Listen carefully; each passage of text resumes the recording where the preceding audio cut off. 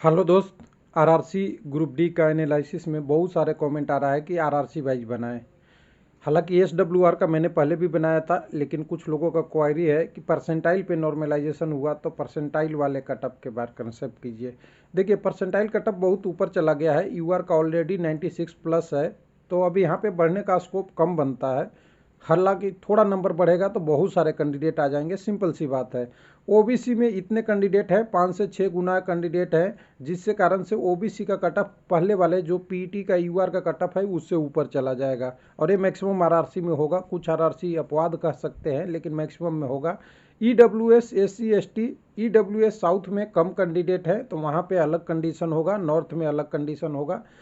SC ST का candidate unpredictable होता है, लेकिन ध्यान दीजिएगा एससी एसटी का कटअप कभी भी यूआर के आसपास नहीं आ सकता। यानी अभी पीटी का जो यूआर का कटअप है उससे कम ही रहेगा, और कितना कम रहेगा वो डिपेंड करेगा पीटी में क्वालिफाई है। लेकिन इशू ये है कि एससी एसटी का कटअप नीचे गया है तो वो थोड़ा तो बढ़ेगा ही ना, ये बात है। तो लोग कहते हैं कि नीचे से नहीं बढ़ेगा, जहाँ है वहीं रह जाएगा। ऐसा कभी पॉसिबल नहीं है, क्योंकि 3 में से एक ही कैंडिडेट को लेना है तो बढ़ेगा ही। अब वो कितना बढ़ेगा वो डिपेंड करेगा कि कौन सा कैंडिडेट 3 में से एक पास हो रहा है, कौन वाला पास हो रहा है, इस पे डिपेंड करेगा। तो चलिए पीडीएफ पे चलते हैं, बिना देरी किए हुए। इधर उधर की बातें करने से अच्छा नहीं है। आपने हुबली का 2 टाइप के एनालिसिस देखा होगा, जो हमें उम्मीद है कि आपने पहले से देख लिखा होगा, और उसके बाद यहाँ का कटअप भी देख रखा होगा, कटअप फॉर परसेंटाइल। तो 96.89 यूआर का गया है। एसी का यहाँ पे गया है 89.5 परसेंटाइल में, 85 पॉइंट गया है आपके एसटी का, और 94 गया है ओबीसी का, और 87 गया है ईडब्ल्यूएस का। ये कटअप का पैटर्न है पूरे आरआरसी का। और ध्यान दीजिएगा, इससे कम नंबर और ज़्यादा नंबर का कोई मतलब ही नहीं है, और नॉर्मलाइजेशन से कोई लेना देना नहीं है। जब परसेंटाइल पे कटअप पड़ेगा, जैसा कि नोटिस इन्होंने रेलवे ने 27/12/2022 को दिया है। हालांकि रेलवे को बदलने में बहुत ज़्यादा टाइम नहीं लगता, नोटिस एक जारी और यानी पूरी सारी चीज़ें ख़त्म। लेकिन यहाँ पे बोला है कि परसेंटाइल नॉर्मलाइजेशन ही मेन नॉर्मलाइजेशन है। नॉर्मलाइज मार्क्स केवल देखने के लिए किया गया है कि कैंडिडेट 40% 30% का क्राइटेरिया पूरा कर रहा है या नहीं, या मिनिमम क्राइटेरिया नहीं कर रहा है।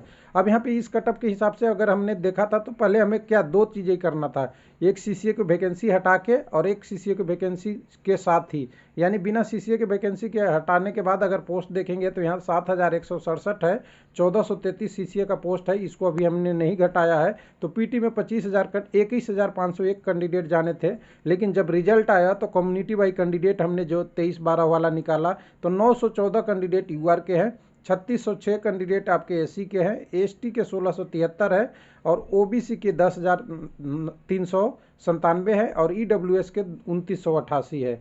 लेकिन ओबीसी में देखिएगा तो जाना था कितने कैंडिडेट, 6018, और इसको गुना में करेंगे तो देखिएगा 6018 से 4379 ज़्यादा है। तो कुछ लोग कह रहे हैं कि ज़्यादा नहीं है। तो देखिए ये यहाँ पे देखिए 2006 के अगेंस्ट यहाँ पे 10,000 कैंडिडेट हैं। अगर सीधी सीधी बात बोले तो 5 गुना तो कैंडिडेट हैं ही है। कुछ लोग कह रहे हैं 3 ही गुना है, नहीं है, 5 गुना कैंडिडेट हैं। उनमें से यूआर में क्वालिफाई कैंडिडेटों की संख्या 4377 है। यानी 4379 का कैंडिडेट का स्कोर 96.89 से ज़्यादा है। उसी तरह ईडब्ल्यूएस में देखेंगे तो यहाँ पे आकर दिखेगा 843 कैंडिडेट ज़्यादा हैं, यूआर में क्वालिफाई किए हैं। अब यहाँ पे देखिए सीसीए वाले पोस्ट हम हटा देते हैं तो इक्वेशन चेंज हो जाएगा। टोटल पोस्ट बनेगा 5734, पीटी में क्वालिफाई दिखेंगे 17,207 202, लेकिन टोटल क्वालिफाई कितने किए हैं, 19,578। अब इसी कम्युनिटी वाई कैंडिडेट तो चेंज नहीं होगा, रिजल्ट तो ऑलरेडी आ चुका है। कम्युनिटी वाई कैंडिडेट यही रहेंगे जो पहले थे सीसीएस से वैकेंसी हटाने से पहले। लेकिन अब यहाँ पे सभी का पोस्ट कम हो जाएगा, यूआर एससी एसटी ओबीसी सबका, क्योंकि सीसीए के 1413 वैकेंसी को हमने सब में प्रोपोर्शनल से 40%, यहाँ पे 15%, यहाँ पे 7.5%, यहाँ पे 27.5 और यहाँ पे 10% हमने घटा दिया। तो ये पोस्ट इतना बच गया, और इस पोस्ट को घटाने के बाद एक एनालिसिस पे हमने पहुंचा कि कितने कैंडिडेट क्या हैं। तो देखिए दोनों का हो गया। एक तो वो है जो सीसीए वैकेंसी घटाने के बाद जो कैंडिडेट हैं जिनका नंबर 96.89 से ज़्यादा है, वो 6330 है, और इसको सीसीए के पोस्ट घटाने के बाद देखेंगे तो 8095 है। दोनों का रेशियो ले लेते हैं और डिवाइड कर देते हैं 2 से, तो 7612 कैंडिडेट मिनिमम ऐसे दिख रहे हैं कि जो यूआर के कट ऑफ यानी 96.89 से ज़्यादा हैं। लेकिन इसमें से पास फेल दोनों होंगे। तो पास फेल का रेशियो 1.75 रखा है मैंने पास के लिए, और फेल के लिए 1.2। वैसे रेशियो निकालेंगे तो हमें दिखेंगे 4440 कैंडिडेट पीटी पास हो सकते हैं, और इसमें से जो यूआर से कटअप ज़्यादा रखते हैं, और 3172 कैंडिडेट लगभग फेल हो सकते हैं रेशियो के हिसाब से। तब यहाँ पे दिखेगा कि हमें ये पीटी के बाद जो हमारा परसेंटाइल है ऑलरेडी 96.89 है, 100 में से 89 माइनस कर देंगे तो 3.1, यानी ज़्यादा से ज़्यादा अगर 100, अगर मान लीजिए कटअप 100 चला गया 96 पॉइंट, तब कितना नंबर बढ़ सकता है 3.11। लेकिन ऐसा तो नहीं है कि सारे कैंडिडेट पास हो जाएंगे, मैं तो कह रहा हूँ फेल भी हो जाएंगे। तो दोनों को हम अब डिस्ट्रीब्यूशन करते हैं, डेसिमल में डिस्ट्रीब्यूशन करेंगे तो 5.3 पास होने के कारण से बढ़ेगा, 1.2 फेल होने के कारण से घट जाएगा। यानी ऊपर घटने और बढ़ने का रिलेटिव जो रिलेशन होगा वो रिलेशन होगा एक्चुअल में करीब करीब वो आएगा 0.79 के आसपास, कुछ ऐसे ही आ सकता है, थोड़ा 0.79 कह सकते हैं टोटल मिला के। कैसे कि यहाँ पे देखिए, यहाँ पे रेशियो ये आ रहा है 0.5, लेकिन इशू यहाँ पे एक और है कि जो यहाँ पे यूआर के पोस्ट है वो कुल मिला के यहाँ पे अगर देखिएगा तो यहाँ पे है टोटल 914 लोग ही है यूआर वाले, बाकी ओबीसी एससी वाले हैं, और पोस्ट 2100 है कम्युनिटी बाई डिडक्ट करने के लिए। तो यहाँ एक मार्जिन फैक्टर मैं लेके चल रहा हूँ कितने का, ऐसे तो ओरिजिनली 5.1 होगा, इसमें से इसको घटाइएगा तो, लेकिन 0.4 का मैं मार्जिन लेके चल रहा हूँ। तो कुल मिला के 97.80 के आसपास अगर नंबर आता है तो क्वालिफाई हो जाएगा।